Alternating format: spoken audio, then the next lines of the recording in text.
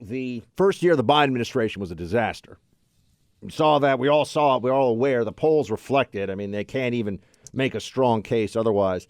They've, on the economy, tried to convince everyone that, well, when you end a shutdown, that's like a job created. So when you say restaurants, you're all shut down, and they have to fire a whole lot of people, and then the state comes in or the federal government or whomever comes in and says, okay, now you can open up. Well, look at us. We're amazing job creators. So it's like if I show up and burn down someone's house, and then a month later I show up with some plywood and say I'm going to build you a new one, I don't think that makes me a great builder. But that's what the Biden administration is effectively arguing right now about jobs. But there's so many places, and you know, one of the things I want you to be prepared for on the COVID fight, they want the story to be, thank you so much, everyone. You did everything we wanted you to do. And finally, we're going to let your kids breathe normally in New York, New Jersey, California. For other places, they've already been living with freedom around that issue. But understand this, they're not getting rid of. Clay's just been on a flight this weekend. I was on a flight this weekend.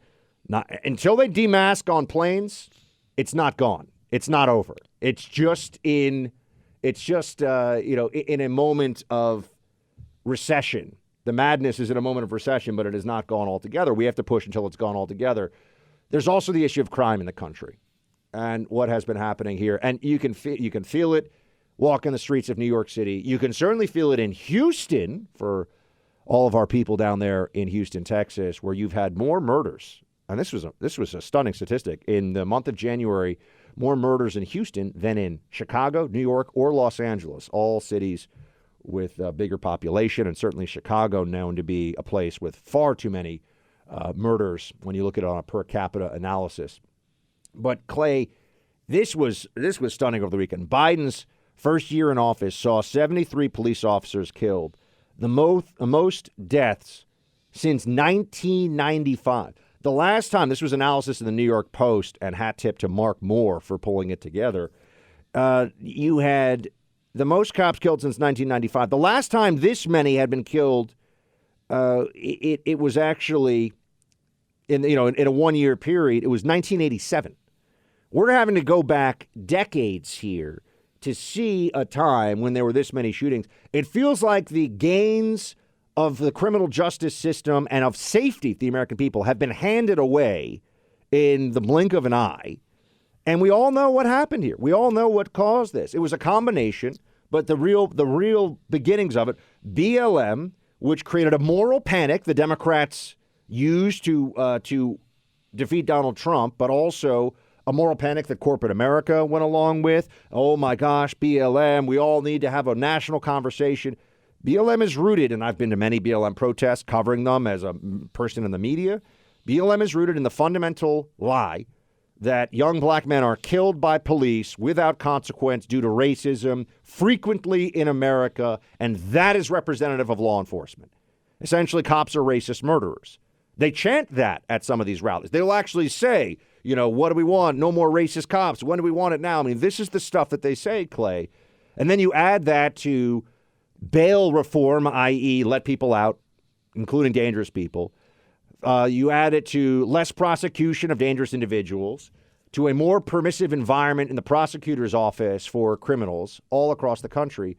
A lot of people have been hurt, and we've lost a lot of law enforcement officers because they were undermined in their jobs by reckless, feckless Democrats who saw political advantage in it. The George Floyd video was treated as if it was representative of interactions between police and black men all over the country. It was not. And again, to your point, the Washington Post database tracks every shooting that has happened by police. And the data reflects that 75% of people shot and killed by police are white, Asian, or Hispanic. Almost all men, by the way. Nobody ever says that the police are sexist, even though almost all violent perpetrators who are shot and killed by police or killed are being done so because of the violent nature of their actions. But the George Floyd video directly led, and the protests, directly led to thousands of innocent people being killed all over America, both police and civilians inside of many of our cities. And that was because of the fundamental lie that the George Floyd incident represented what was a reality for many people, even though the reason why it was a news story is because it was an outlier. And by the way, Buck, there's still been no indication directly that Chauvin or any of the other officers were motivated by racial animus in their actions. In other words, if George Floyd had been Hispanic or if he had been white, there hasn't been any suggestion that the treatment would have been any different at all. And so many people, and this is the great struggle that we see across all of social media life now.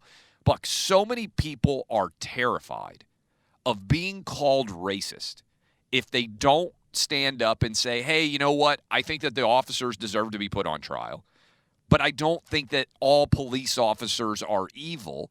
So many companies, every company that you've ever spent money with sent you out an email about BLM. Everybody got in line behind the idea of BLM, even all of the lockdowners, the Dr. Fauci's of the world, totally threw away the idea of lockdowns and said, hey, you know what?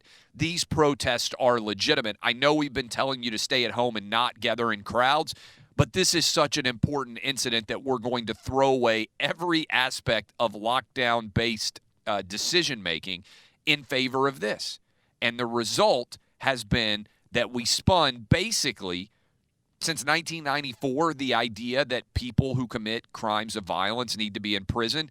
We totally turned them into the victims, and we turned police into the perpetrators, and the natural result is crime has skyrocketed, murders have soared, and many innocent people are dead because we failed in our societal response as a nation. There are murals, in fact, all over the world, where George Floyd is represented as effectively a civil rights hero, a martyr, an icon for justice. That's how they depict him.